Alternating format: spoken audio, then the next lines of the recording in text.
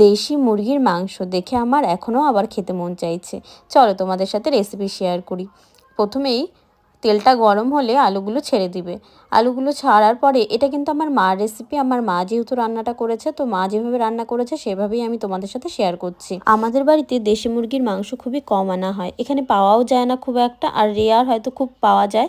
তো যেহেতু দাদা কলকাতার থেকে এসছে, তো ওই খুঁজে খুঁজে কোথার থেকে নিয়ে এসছে জানি না আমি। তো যাই হোক, মার জন্য রান্না করে দিচ্ছে। আর দেখো এখন বাটাটা দিয়ে দিল, তার সাথে পেঁয়াজ কুচি দিয়ে দিল, আর বাটার মধ্যে ছিল রসুন বাটা, লঙ্কা বাটা, পেঁয়াজ বাটা আর আদা বাটা, এই কটা বাটা মিক্স করে তারপরে দিয়ে দিল।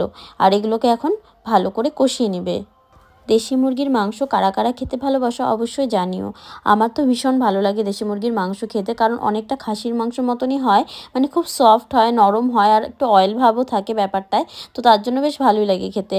মা এখন দেখো একটু কষে গেছে মশলাটা, তো সেখানে একটু হলুদ ঢেলে দিল। এখন পরপর জিরার গুঁড়ো, তারপর ধনিয়ার গুঁড়ো, আর দিবে হালকা রঙের জন্য কাশ্মীরি লঙ্কার গুঁড়ো।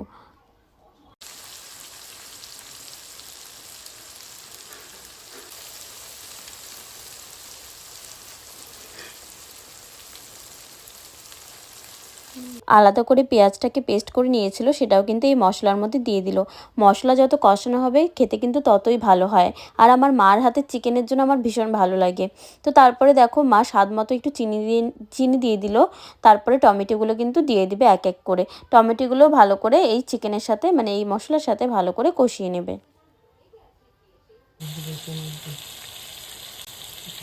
দেশি মুরগির মাংস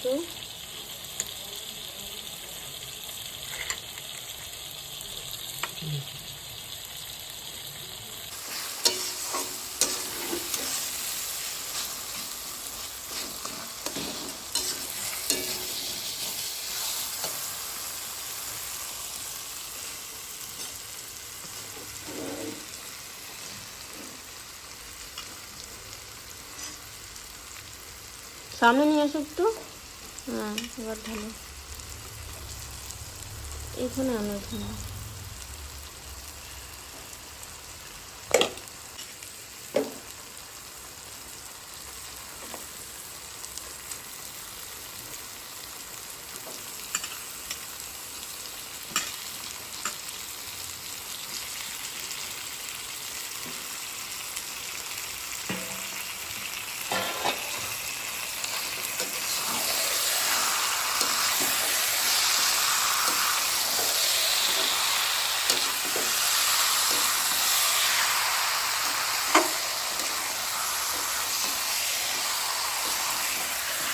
অনেকে আগে চিকেনটাকে ম্যারিনেট করে রাখে, কিন্তু বিশ্বাস করো এই যে এইভাবে যে রান্নাটা করা হয়েছে, তোমাদের খেলে একটুকু মনে হবে না যে সেটা ম্যারিনেট করা ছিল কি ছিল না, মানে এতটাই টেস্ট হয়েছে খেতে।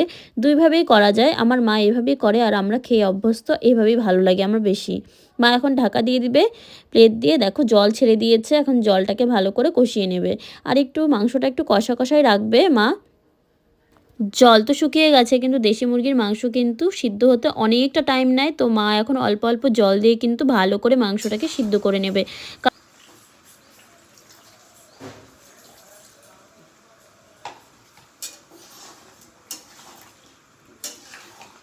মাংস তো প্রায় হয়ে এসছে, আর এখন ওখানে দেওয়া হবে একটু মিট মশলা আর গরম মশলা, যেটাতে টেস্টটাকে আরও বাড়িয়ে দেয়। তার জন্য দেখো লাস্টের দিকে একদম দিয়ে দিবে। প্রায় মাংস হয়ে এসছে। এই রান্নাটা দেখতে দেখতে কার কার জিভে জল এসছে অবশ্যই আমাকে কমেন্টে জানিও। আর ভিডিওটা ভালো লাগলে তোমরা অবশ্যই একটা করে লাইক, একটা করে কমেন্ট করে যেও। তো আমার তো রান্না হয়ে গেছে, আর চিকেন কষাটা দেখতে কেমন লাগছে ওটাও জানিও। টাটা।